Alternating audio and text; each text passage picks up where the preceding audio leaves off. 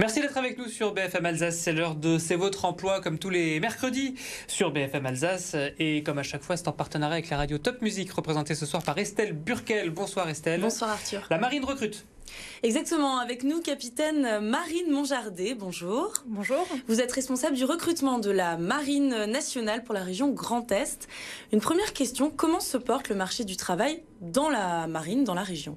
Alors la Marine nationale recrute chaque année à peu près 4000 jeunes de 16 à 30 ans qui ont tout niveau de diplôme, puisqu'on on recrute du personnel qui est motivé, qui a envie de découvrir un métier porteur de sens. Il y a des secteurs en tension, je suppose. C'est pour ça que vous lancez une grande campagne de recrutement. Des métiers en particulier? Alors la marine, c'est à peu près 80 métiers différents dans 14 grands domaines d'emploi. Pour essayer de simplifier un petit peu ces différents types de métiers, vous avez des métiers spécifiques à la marine nationale, donc guetteur dans un sémaphore, navigateur timonier dans une passerelle de bateau. Mais vous avez aussi des métiers plus classiques auxquels on ne pense pas forcément. On ne sait pas forcément qu'on peut être cuisinier, serveur, électricien dans la marine nationale. On a des métiers un peu plus de passion, pilote d'avion de chasse, pilote d'hélicoptère, pilote de drone, plongeur également, plongeur des mineurs par exemple. Et puis on a des métiers un peu plus techniques, un peu plus spécifiques, de pointe, dans le nucléaire par exemple, ou également dans la cybersécurité ou le renseignement. On l'a dit, vous recrutez pour la région Grand Est. Ça paraît étonnant, la marine dans la région Grand Est. Comment ça se passe concrètement quand on rejoint la marine chez nous? Alors la marine, elle est nationale. Donc on recrute toutes les forces vives de la nation, qu'elles soient sur le territoire métropolitain comme ultramarin. Donc on recrute effectivement aussi dans le Grand Est. Donc je suis plus particulièrement chargée effectivement de coordonner l'action des marins pour aller chercher justement ces candidats, ces jeunes femmes et ces jeunes hommes originaires d'Alsace, de Lorraine ou de Champagne-Ardenne. Et après, ils partent vers d'autres régions. Oui, tout à fait. Alors la majorité de nos emplois sont au sein de nos forces, que ce soit les forces de surface, les forces sous-marines, les forces de l'aéronautique navale, les marins du ciel, ou les fusiliers marins et commandos. Donc ils vont être répartis surtout sur des bases à Brest, à Toulon, à Cherbourg, à Paris aussi en état-major, ou outre-mer, puisqu'on a plusieurs bases qui sont positionnées à l'étranger ou en outre-mer. La marine souffre de clichés. C'est aussi pour ça que vous êtes là aujourd'hui. Vous voulez déconstruire un petit peu tout ça. Par exemple, le fait qu'on pense qu'en rejoignant la marine, on s'engage à vie, par exemple, ou encore qu'on a tendance à penser que les missions sont très opérationnelles. Est-ce qu'on a raison de penser tout ça ou justement non, je pense pas? Alors, en fait, sur votre première partie, sur la partie des durées de contrat, en fait, l'engagement au sein de la Marine nationale, il peut se faire sur des durées de contrat très courtes.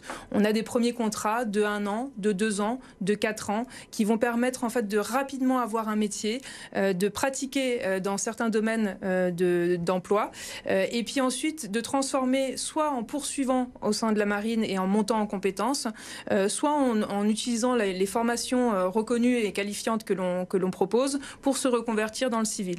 Et puis pour ceux qui ont déjà un projet professionnel qui est plus mature, plus construit, on a des contrats plus longs de 10 ans ou de carrière, effectivement. Si je suis un jeune futur électricien ou jeune futur cuisinier, que l'option militaire s'offre à moi, par exemple dans la marine, c'est quoi l'intérêt en fait entre devenir électricien tout court ou devenir électricien dans l'armée, dans la marine? C'est quoi les avantages? Alors, il y a plusieurs avantages. Il y a d'abord l'environnement dans lequel vous allez travailler. Faire, par exemple, électricien, comme vous le disiez, sur un sous-marin, c'est une aventure qui est extraordinaire, au sens propre du terme. C'est-à-dire que vous n'allez pas vivre ça toute votre vie.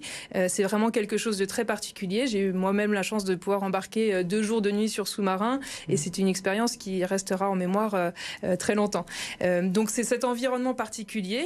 Nos sous-marins, en plus, c'est la pointe de la technologie. Ce sont des machines de grande technicité. Donc vous êtes dans un environnement enrichissant, vous êtes dans un équipage, donc vous avez vraiment cette notion du collectif qui est très forte. C'est une deuxième famille, la Marine nationale. Personnellement, les premiers embarquements que j'ai pu faire il y a 14 ans, je suis toujours en lien avec les marins avec qui j'ai embarqué à cette époque. Et puis, vous allez aussi monter en compétences, puisque tout au long de votre processus de votre parcours de carrière, vous allez être formé, vous allez pouvoir monter en grade, monter en responsabilité, voire changer de domaine d'emploi. Si à un moment vous voulez plus être électricien, mais vous voulez vous spécialiser dans un autre domaine, par exemple devenir spécialiste de l'énergie nucléaire, et ben vous le pouvez. Est-ce que c'est bien payé ? Alors, le salaire, déjà, il est le même pour les hommes, pour les femmes. Quel que soit vous avez des formations, enfin, une solde de base qui évolue en fonction de votre grade, qui évolue en fonction de votre environnement. Si vous êtes sur un bateau, par exemple, vous avez plus 20% de prime. Si vous êtes sur un sous-marin, vous avez plus 50%. Vous avez un calcul d'annuité qui n'est pas tout à fait le même non plus. On parle en ce moment de la réforme des retraites. Un sous-marinier, il va plutôt faire une quinzaine, une vingtaine d'années et puis ensuite il va être pensionné, puisque c'est pas une retraite chez nous, c'est une pension. Voilà, donc il y a des avantages à côté, il y a des jours de permission, alors c'est pas des congés chez nous, c'est des permissions, on nous autorise à partir en congé pendant un certain temps, c'est 45 jours par an, donc c'est aussi des avantages à prendre en compte.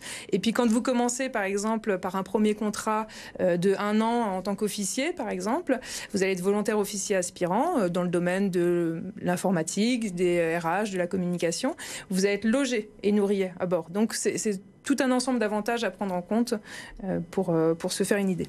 On voulait aussi faire un focus sur la date du 23 mai. 23 mai prochain, la Marine nationale débarque au port autonome de Strasbourg pour une journée spéciale, les Ailes de l'océan.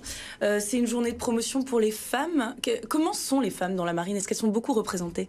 Alors effectivement, dans votre deuxième partie de question, il y avait cette notion de déconstruire des préjugés. La mixité en est un notamment. En tant que femme, on se restreint souvent dans nos ambitions à la fois techniques et scientifiques. Dans ce cadre-là, la Marine nationale est notamment partenaire d'une association qui s'appelle Elle Bouge, qui a justement pour vocation de promouvoir les métiers techniques et ingénierie et scientifiques auprès des jeunes filles. Donc on va les voir en collège, en lycée, en études supérieures. Et cette association organise notamment les Ailes de l'océan le 23 mai prochain. Et la Marine s'y associe avec les ports de Strasbourg, le port autonome de Strasbourg, pour justement faire découvrir ces métiers du maritime, du portuaire, du fluvial aux jeunes femmes. Rendez-vous donc le 23 mai prochain. Merci beaucoup, capitaine, d'avoir accepté l'invitation de BFM Alsace. On passe aux bonnes annonces. Merci à vous. Les bonnes annonces, c'est avec toi, Estelle. Le géant du hard discount Lidl recrute toujours. Plus d'une centaine de postes en Alsace, alternant chef de projet, téléconseiller, assistant administratif, chargé de mission RH, équipier polyvalent. Il y a des postes à pourvoir dans le Haut-Rhin et le Bas-Rhin. Rendez-vous sur topmusic.fr, onglet tracker d'emploi pour toutes les infos. La 3e édition du Forum vers l'emploi à Strasbourg. À l'initiative de la ville de Strasbourg, un forum vers l'emploi aura lieu demain matin entre 9h et 13h à la Cité de Lille, plus particulièrement rue de la Dolère et à la Tour Schwab. Plus de 300 offres sont à pourvoir en CDD, CDI ou intérimaire dans des secteurs d'activité comme le médical, la grande distribution, la restauration ou encore le tourisme, entre autres. Rendez-vous sur le site de strasbourg.eu. Hier, c'était la journée de l'Europe. Zoom sur l'Europe ce week-end. Il y aura en effet un stand Pôle emploi international au Parlement européen de Strasbourg ce samedi. Rendez-vous entre 10h et 18h à l'Allée du Printemps. Vous y trouverez des informations personnalisées et individuelles sur l'emploi et la mobilité en Europe. Estelle Burkel de Top Music, merci beaucoup. Le prochain numéro de C'est votre emploi. Et ben c'est la semaine prochaine sur BFM Alsace. Bonne soirée.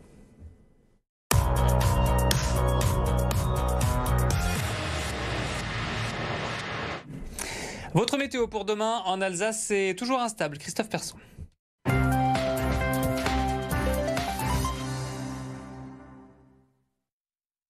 La situation reste un petit peu bloquée sur l'Alsace et ce durablement. Déjà pour ce jeudi matin, on retrouve beaucoup de nuages.